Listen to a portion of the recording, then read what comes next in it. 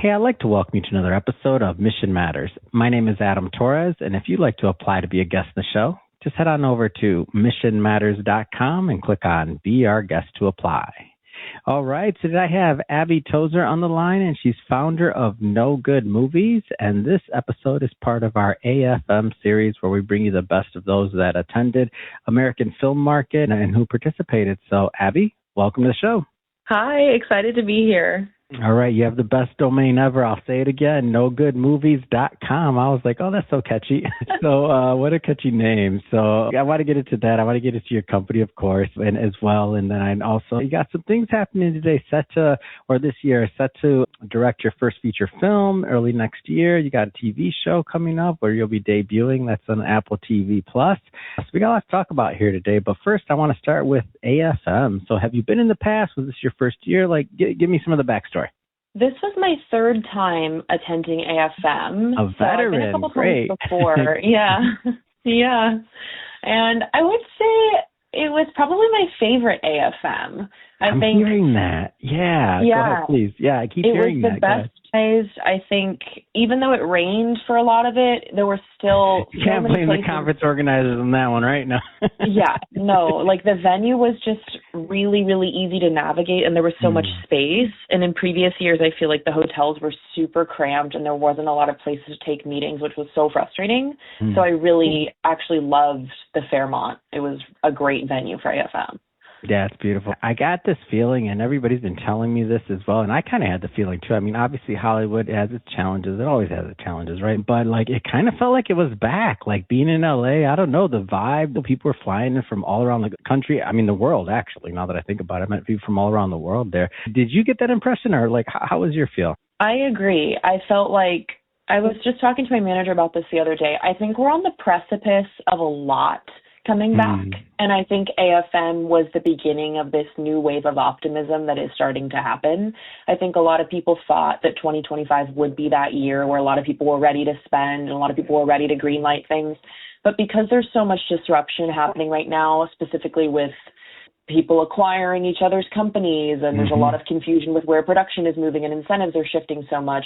But because we're kind of at the end of that happening and a new fiscal year is starting, I think there is a lot of excitement, and AFM was indicative of that. Like it felt extremely buzzy. There were like purchases happening. Like I heard discussions with MGs. Like I haven't heard people talk about MGs in years. So it was exciting, which was great.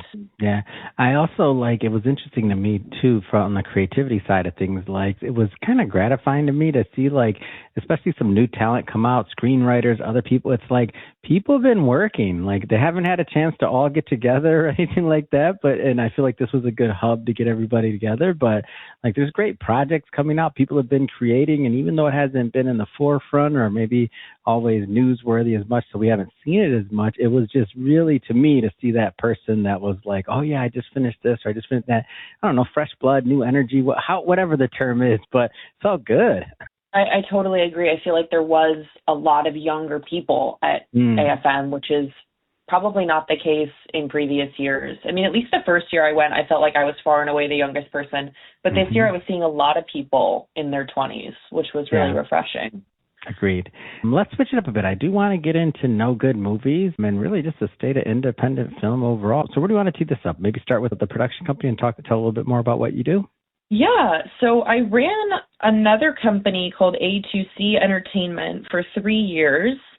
And then this company, No Good Movies, is kind of like the company that stemmed off of my previous business venture as I moved in a different direction. So No Good Movies is like championing small independent filmmakers who are not necessarily LA based, but that's where I am. And it's kind of, as it stands now, like I like doing production services on short films and music videos, commercials, getting involved in everything like that. And then it's also housing the development and creation and packaging of all the features that I hope to make. And the first of which will be in the beginning of next year. And I'm already in talks with 4 different projects for various timelines. I mean, you know how it goes, but that's kind of my idea behind No Good Movies. I think the name was born behind I can't tell you how many meetings I take with people, and everyone just talks about the state of frustration of how there are no good movies, which I just think is hilarious because there are so many good movies, but they're just not the blockbuster movies that are out or being put out by the big streamers. They're the independent films. So when someone tells me there are no good movies, it tells me a lot about the person I'm taking a meeting with. Yeah. So that's where the name came from, which I love that you took it and you fun. made it a banner. Like, I love it. I was almost worried to ask you the question and you were like, well, it was from this, but because I was hoping you would say what you just said. Yeah. But I didn't want to be let down, so I wasn't even going to ask the question. So thank you for not letting me down. That was awesome. Oh, so now when you're taking a meeting with somebody says that and they listen to this episode, they're going to be like, dang, that was me. My bad. No. Yeah. It's out. Well, get into, I don't know how much of this you can share, can't share, but I know you're going to be directing your first feature film. What can you tell me? That's amazing. Congratulations, by the way. That's a huge accomplishment. Thank you. Thank you so much. I can tell you a little bit about it since I wrote it as well. It is that's even better. Yeah, I'm very excited. It's a 1960s coming of age, a kind of psychodrama about two young women who are in a halfway house. And they fix up an old 1960s Chevrolet and take a road trip to see the ocean for the first time. And it's very introspective, but has like a lighthearted tone. And it's very much a commentary on women's health, women's lib. It takes place 1967, so kind of like right before a lot of that was happening in the United States. And I'm really excited to shoot in Louisiana and kind of really just make one of these gritty coming-of-age independent films as my debut. That's so amazing. It's a film that's been in the works for a long time, and I'm really just kind of in awe that it's finally coming to fruition. So, How'd you pick the location? You mentioned Louisiana. Yeah, so I ended up meeting a filmmaker who's now a very dear friend of mine, and his name is Alexander Jeffrey, and he runs a film festival in El Dorado, Arkansas, of all places, but he is based in Shreveport, Louisiana. So I've started to meet all these filmmakers that are based out there, and I actually shot a short film out there in New Orleans over the summer, and that ended up winning this competition called Louisiana Film Prize, and that was just a couple months ago. That was in November, and I won for Best Actress, which was really fun. So I've started to just become very integrated with the Louisiana film scene, and my feature is set in Texas. So we're shooting Louisiana for Texas, and Louisiana has a really great incentive, and I've met so many crew members, so it all just made sense. Man, I love when that happens. When a project comes together like this, it's always just, when you think about creating a film, first off, trying to get a feature done, it's just so difficult. People don't understand. If you're not in that business, it's so hard. And to commit to a project or a long form content like that, I've interviewed some individuals. I talked to this one gentleman in this series. I interviewed him, and he has this amazing film that he came out. He's talking about 9 years. It took him 9 years to create that film, and at the end, they were kind of running out of money. He said, man, I had to get a job. I was doing this, I was doing that, but this film had to see the light of day, and I'm just like, wow. Like, it's amazing. It's amazing to see somebody stick with a project like that. I mean, I could take like a 20-minute podcast interview. I'm too scatterbrained for it, but I love watching, though. I love watching and witnessing and playing my role in what I do, but I love it. I love watching it. So as you're going on this journey and getting your first feature film out there that you're directing, I should say, that's going to be amazing. It's so cool. And I'll be watching it. I'll be like, well, look at this. I remember Abby was on my show. It's awesome. Thank you. You got some other stuff coming up, too. Debuting as an actor in an upcoming Apple TV Plus show. How'd that come about? Talk to me. You're on fire. I got that from my Texas reps, and I don't think I can actually talk about the show because it's not in the press yet, but it will be soon. It will be soon. And that was honestly very out of the blue, very exciting. I moved to LA to be an actor. So I've very much been pursuing acting since 2020, very full time. Yeah. But I started my first production company in 2021 and then really pivoted into writing, directing, and realized how much I loved that. So it's always been the balance of like when acting comes up, you're doing that and you have to be spending all your effort doing that. And then constantly developing, pitching, packaging, but producing stuff and writing, directing. It's a really interesting balance. But that was a really unexpected side quest that I'm super excited about. How do you manage that balance? That's interesting to me. Yeah, I mean, It's a different day hat by day. for every.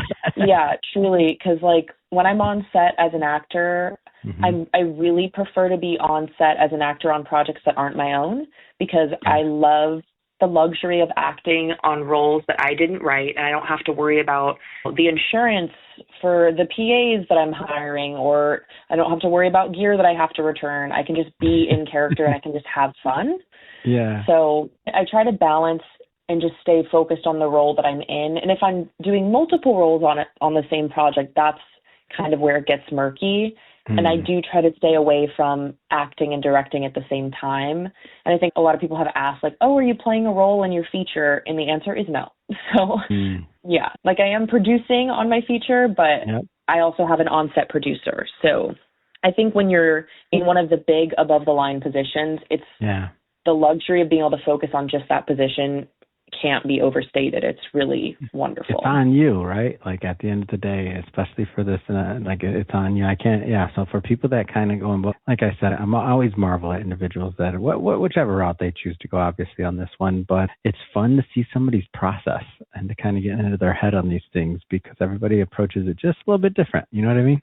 Yeah, absolutely. Well, Abby, this has been a lot of fun having you on the show today and really just getting to know you better and your work and your success at AFM. And I'm glad you had a great experience there. I did too. I can't wait till next year. I'm like, wow, I hope they have it at the same place. I'd say it'll be just bigger and better. I feel like a lot of people had a great experience, and there'll be a lot of return people, plus some new people that are hopefully listening to this series. And we want to just keep making it bigger and bigger.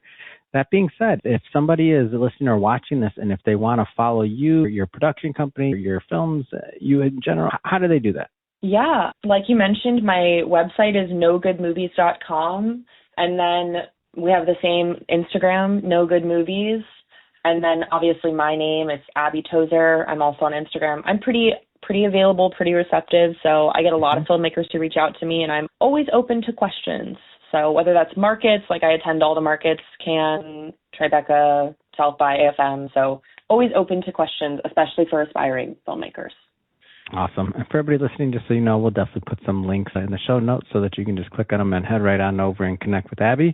And speaking of the audience, if this is your first time with Mission Matters and you haven't done it yet, hit that subscribe or follow button. This is a daily show. Yes, you heard me right, a daily show. Each and every day we're bringing you new content, new ideas, and hopefully new inspiration to help you along the way on your journey as well. So hit that subscribe or follow. And Abby, thanks again for coming on. It's been a pleasure. Thank you so much.